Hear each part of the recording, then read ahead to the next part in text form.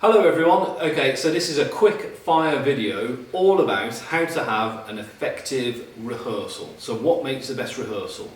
Now there's going to be 10 points to this video, but here is the task. I'm only going to read out 8 points, and what I would like you to do is, after you've what we think is covered the first 8 points, could you send in your last 2 points that should be added to this, and we'll add them into the comments on the end of the video. So what would be the last 2 points to make up 10 points for an effective rehearsal video?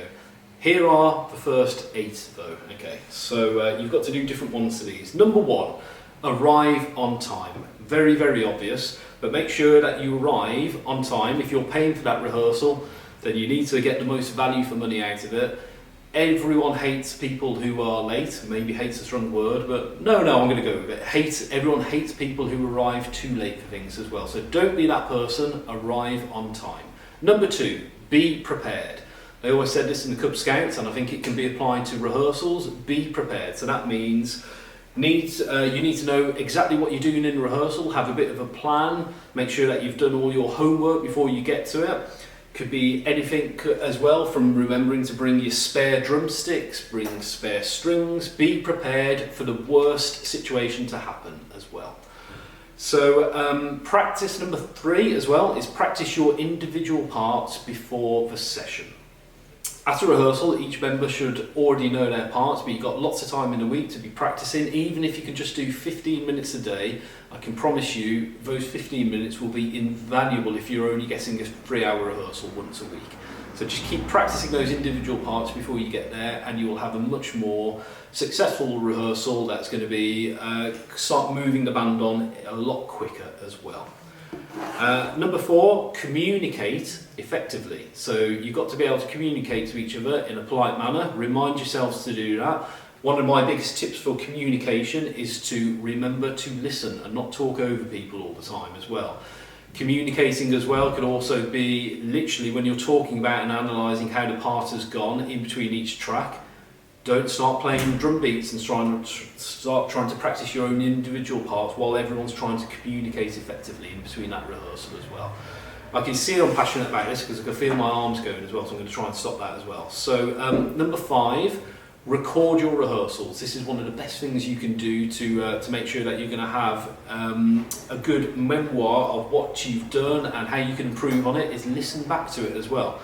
So that could just be recording it on a phone, looking back on it in the room, and then going, oh, actually we can see that right here, right now, something we need to address, we need to look at that, and we need to move on from it. Or just putting the recording onto a WhatsApp group, make sure that you record it in some way, and just keep it between yourselves. Whatever you do, don't release those recordings onto things like SoundCloud, which I have seen bands do, and they'll just release things with no quality control at all. So just make sure that you get good, decent recordings as much as you can, but keep them between themselves for your reference as well. Number 6, set manageable goals as well. So if you haven't got a direction in that rehearsal, what is the goal of it? Are you rehearsing for a recording session that's coming up? Are you rehearsing because you want to do some songwriting sessions? Are you rehearsing for a really important showcase gig? What is the goal of it? So set that measurable goal. By the end of this rehearsal, we need to be able to play through the set without any breaks, without messing anything up, and we need to be able to concentrate on this one track, whatever it is. Set that measurable goal.